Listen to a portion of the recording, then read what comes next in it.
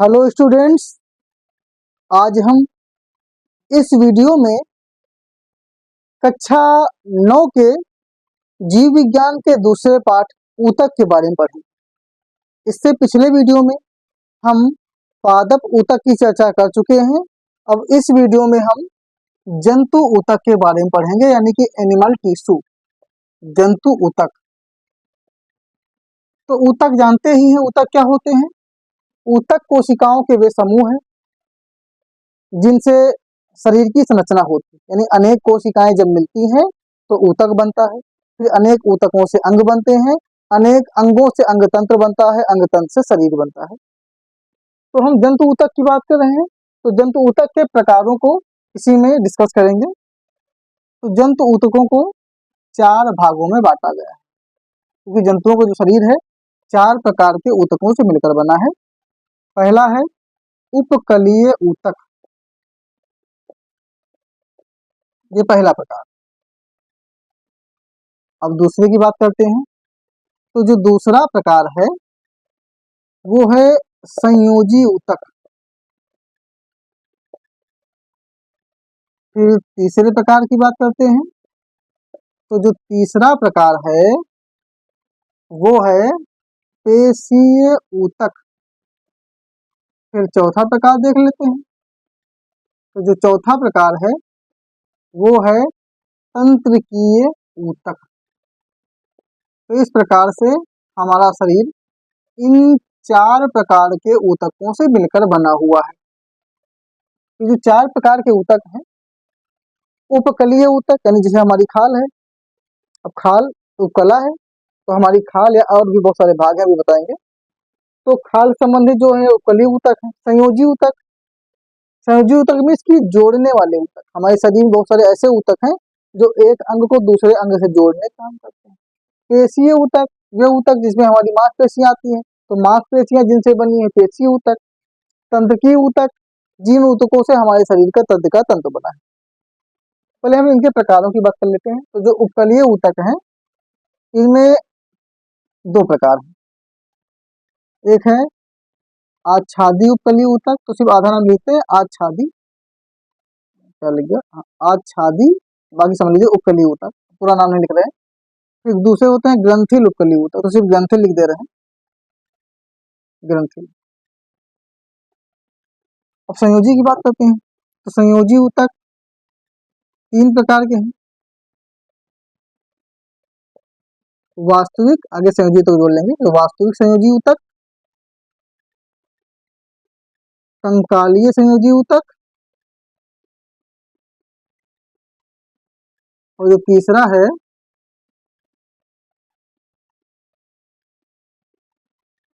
तरल संयोजी ऊतक, ये फिर संवहनी कहते हैं, समान नाम ले सकते हैं, संवहनी संयोजी ऊतक।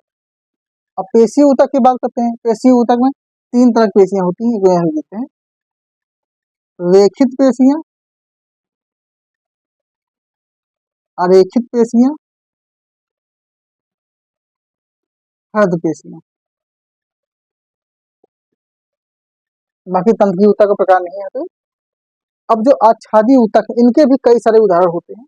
तो पहले बात करते हैं आच्छादी ऊतक होता क्या है। तो उपकलीय ऊतक बता दिए कि वे ऊतक जिनसे हमारी उपकला बनी, यानी हमारी बाहरी कला। जैसे कि उपकला ऊतक में क्या कहता है, उपकला ऊतक के अंतर्गत हमारी खाल आती है पूरे शरीर। उपकला ऊतक के अंतर्गत हम जब मुंह खोलते हैं, तो मुंह के अंदर के जो उसकी खाल वाली एरिया है वो आती है मुंह। उपकलीय ऊतक के अंतर्गत ही हमारी श्वसन तंत्र की श्वसनी आती है। उपकलीय ऊतक के अंतर्गत ही वृक्क की नलिकाएं आती हैं, यानी वो श्वसन तंत्र से संबंधित। उपकलीय ऊतक के अंतर्गत ही हमारी रक्त वाहिनियां आती हैं, जो कि परिसंचरण तंत्र से संबंधित है।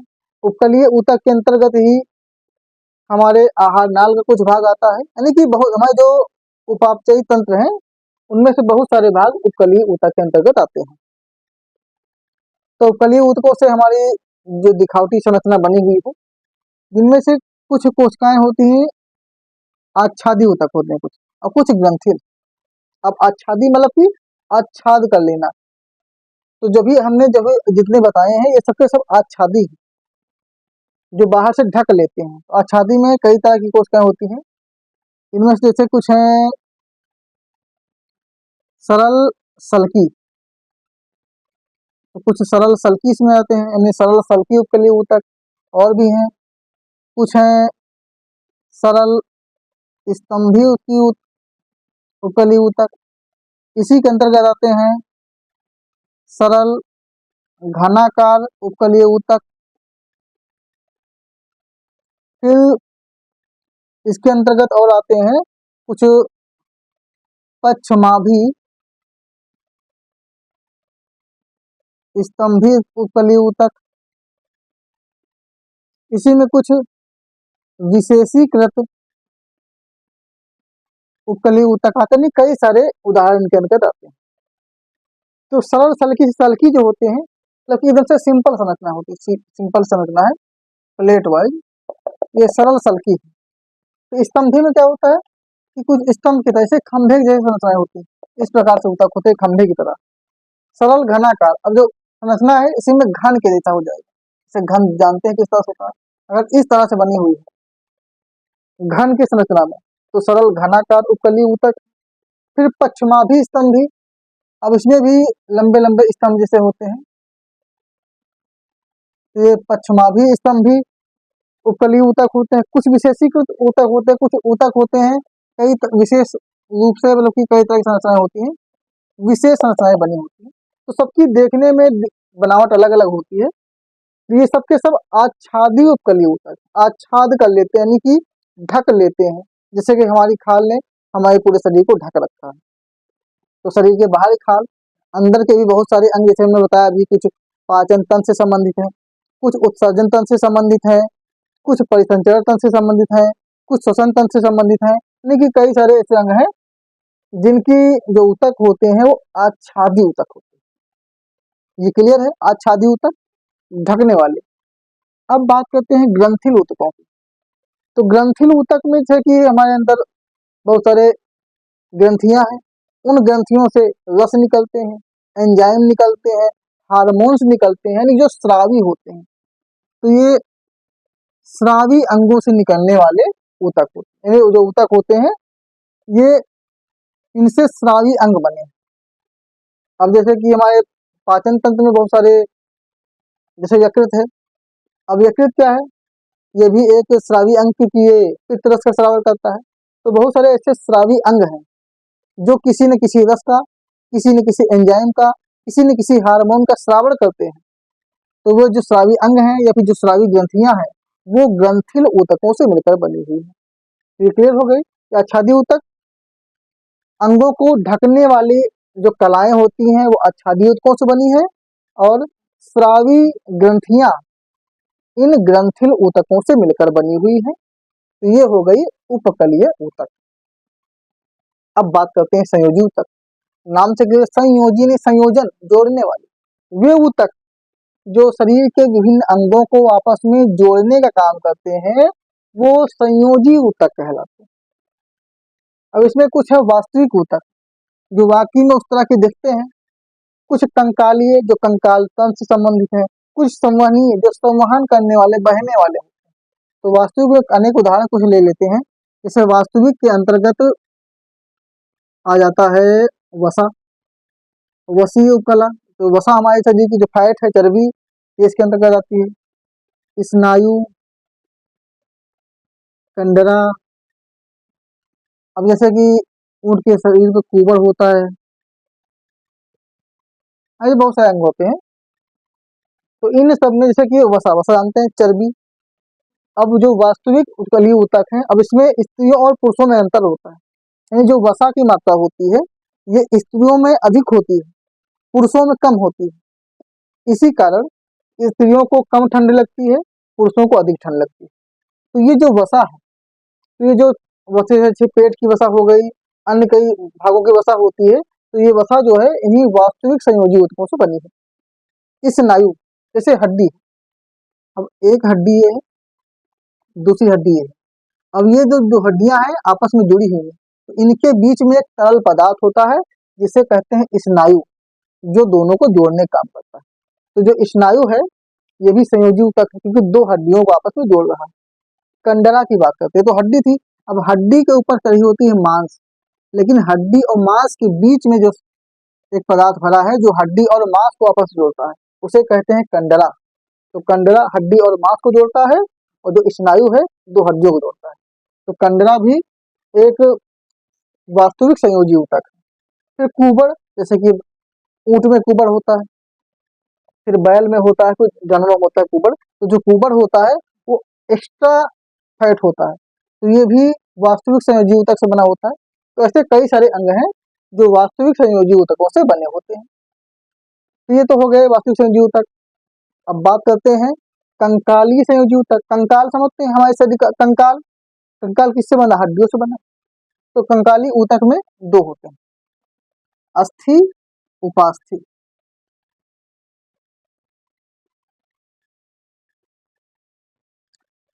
अस्थि यानी हड्डी, उपास्थि उपहड्डी। तो अस्थि जो होती है मजबूत होती है, तो हमारे शरीर का जो कंकाल तंत्र है वो हड्डियों से बना है, हाथ की हड्डी, पाँव की हड्डी, सीने की हड्डी। तो जो मजबूत हड्डियां हैं वो अस्थि होती हैं, जो कि हमारे शरीर में सोचे होती हैं। उपास्थि जो कुछ लचीली कमजोर हड्डी, जैसे कि कान की हड्डी एकदम नरम हड्डी होती है, नाक की हड्डी एकदम नरम होती है। तो वे हड्डियां जो बहुत ही नरम होती हैं, आसानी से लच जाती हैं, लप जाती हैं, वो उपास्थि होती हैं। अगर हम इसे हम लोग तो उच्च वर्गीय जंतु हैं। अगर निम्न वर्गीय जंतुओं की बात करें तो उनमें जो उपास्थियां होती हैं इन्हीं से पूरा कंकाल बना होता है। लेकिन हम लोग उच्च वर्गीय हैं तो हमारा कंकाल जो होता है अस्थियों से बना होता है, उपास्थि बहुत कम होती है। तो अस्थि क्या होती है? ये मजबूत हड्डियां होती हैं और उपास्थि नरम हड्डियां होती हैं, कोमल हड्डियां होती हैं। अस्थियों के अंदर मज्जा भरी होती है, अस्थि मज्जा, जबकि उपास्थियों में मज्जा नहीं होती। फिर अस्थियों में विभाजन की क्षमता होती है, उपास्थियों में नहीं होती है। तो ये कंकाली है, यानी कंकाली जो संयोजी ऊतक है उसमें अस्थि और उपास्थि आती हैं। तो अस्थि हमारे शरीर की मजबूत हड्डियां, उपास्थि कमजोर हड्डियां। अब संवहनी की बात करते हैं। संवहनी जैसे कि रक्त, लसिका।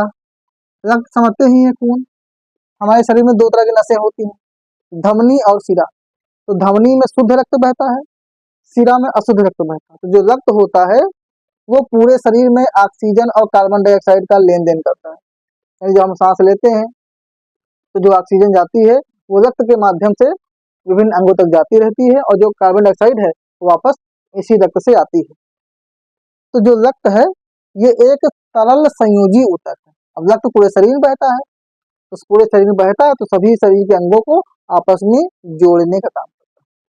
बाकी जब कक्षा 10 में जाएंगे तो रक्त के बारे में डिटेल पढ़ेंगे। अभी थोड़ा सा बता देते हैं। जो रक्त होता है, रक्त दो चीज से मिलकर बना है, एक होता है प्लाज्मा और दूसरी होती है कणिकाएं। यानी जो खून होता है वो पानी की तुलना में वजन होता है, क्योंकि जो रक्त होता है उसमें लगभग 55% के आसपास प्लाज्मा होती है और लगभग 45% के आसपास कणिकाएं होती है। और जो प्लाज्मा है, प्लाज्मा का भी पार्टीशन करें लगभग 90% जल होता है और बाकी के 10% में अन्य कार्बनिक पदार्थ होते हैं, अन्य पदार्थ होते हैं। तो कणिकाओं की बात करें तो कणिकाएं तीन तरह की होती हैं, आरबीसी, डब्ल्यूबीसी और प्लेटलेट्स।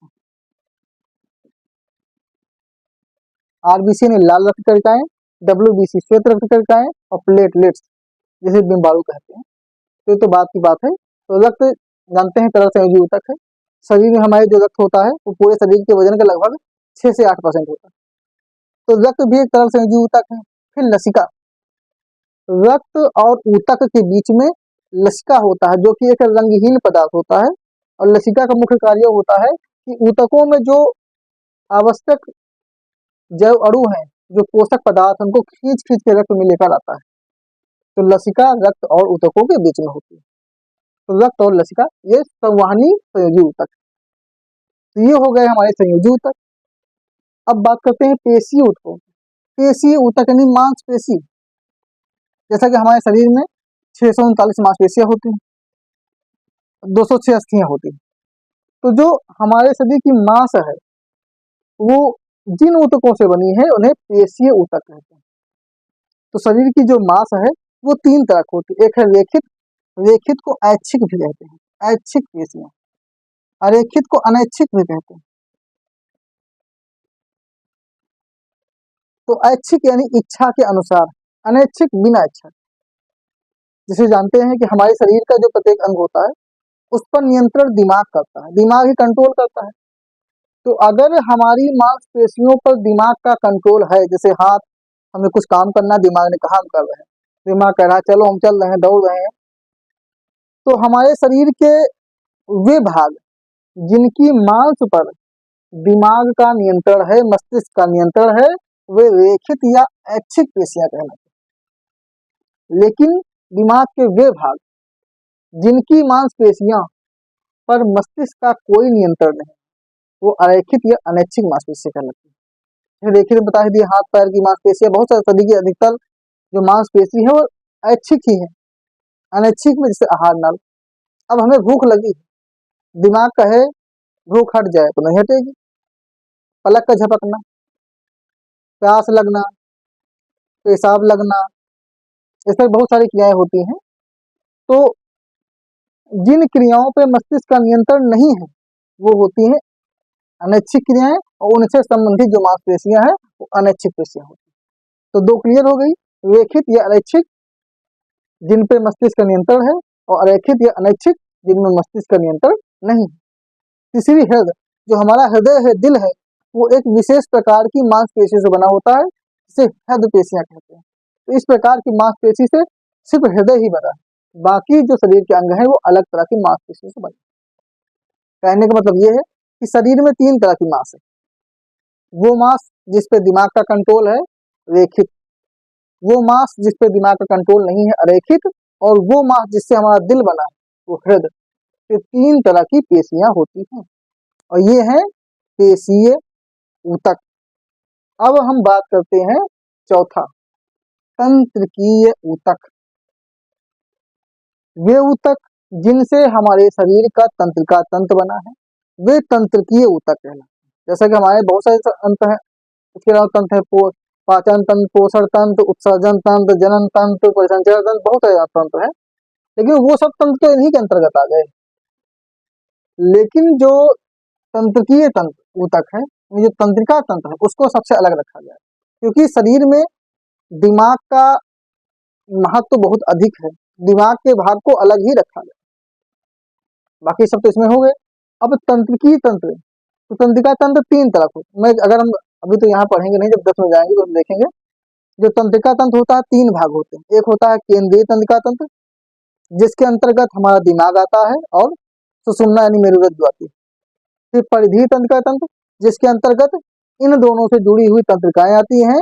स्वायत्त तंत्रिका तंत्र, फिर एक ऑटोमेटिक सिस्टम होता है हमारे शरीर में, उसमें की जो तंत्रिकाएं होती है स्वायत्त होती हैं, वो भी परिधि के अंतर्गत आती हैं।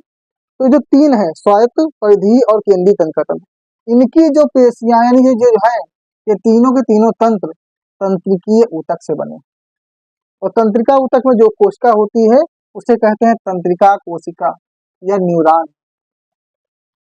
तंत्रिका कोशिका, जब कोशिका पढ़ा रहे थे उसमें बताए थे कि जो तंत्रिका कोशिका न्यूरॉन होते हैं, ये मानव शरीर की सबसे लंबी कोशिका होती है, तो ऐसी दिखती है।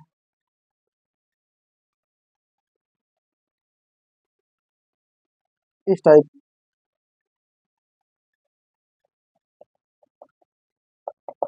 ये होती है तंत्रिका कोशिका, जिसमें ये जो भाग दिख रहा है बीच का, इसे कहते हैं कोशिका काय। जो पतली सतह दिख रही है कहते हैं द्रुमिका, द्रुमिका। और जो ये भाग है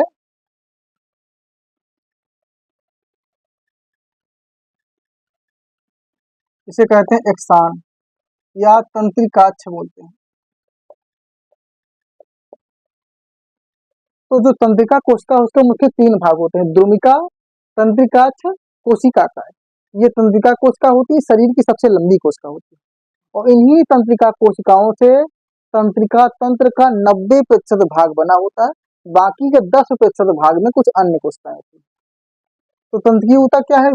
वे ऊतक है जिनसे तंत्रिका तंत्र बना हुआ है। तो तंत्रिका तंत्र में हमारा मस्तिष्क है, तो ये तंत्रिका ऊतक से बने। तो जंतु ऊतक यानी वे ऊतक जिनसे जंतुओं का शरीर बना हुआ है। तो शरीर में 4 तरह के जंतु ऊतक है। उपकलीय ऊतक, जिनसे हमारे शरीर के बहुत सारे बाहरी और आंतरिक अंगों की बाहरी त्वचा बनी हुई, जैसे कि हमारे शरीर के बाहर खाल दिख रहा है तो हम बाहरी कहते हैं, लेकिन बहुत सारे शरीर के अंदर भी अंग है, अंतरंगी अंग है, उन अंगों के बाहरी भाग को भी उपकली ऊतक के अंतर्गत रखा गया, जिनमें से आच्छादी ऊतक है, जिनके हम एग्जाम्पल है सरल सल्की, सरल स्तंभी, सरल घनाकार, पश्चिमाभी स्तंभी, ऐसे कहते हैं, बहुत सारे आच्छादी उपकली ऊतक होते हैं। ग्रंथिल, अब शरीर के अंदर बहुत सारी ग्रंथियां हैं जो रसों को, एंजाइमों को, हार्मोन्स को स्रावित करते हैं, ग्रंथिल। फिर संयोजी ऊतक की बात करें, संयोजी में कुछ वास्तविक हैं, जिसमें वसा, स्नायु, कंडरा, कुबड़ आते हैं। कंकाली में अस्थि, उपास्थि, संवहनी में रक्त लसिका आ जाती है। फिर पेशी ऊतक तीन तरह के, रेखित, अरेखित, हृद और तंत्रिकी ऊतक, जिसके अंतर्गत मस्तिष्क आता है, मेरुरज्जु आती है और तंत्रिकाएं आती है। इनमें तीन चीज से बनते हैं, मस्तिष्क, मेरुरज्जु, तंत्रिकाएं, तो ये बनी हुई है इस तंत्र की ऊतक से। तो इस प्रकार से ये वीडियो और ये अध्याय यहीं पर समाप्त होता है। इसके बाद हम अगले वीडियो में जीव विज्ञान का तीसरा पाठ खाद्य संसाधनों में सुधार पढ़ेंगे। तो आज का वीडियो यहीं पर समाप्त होता है।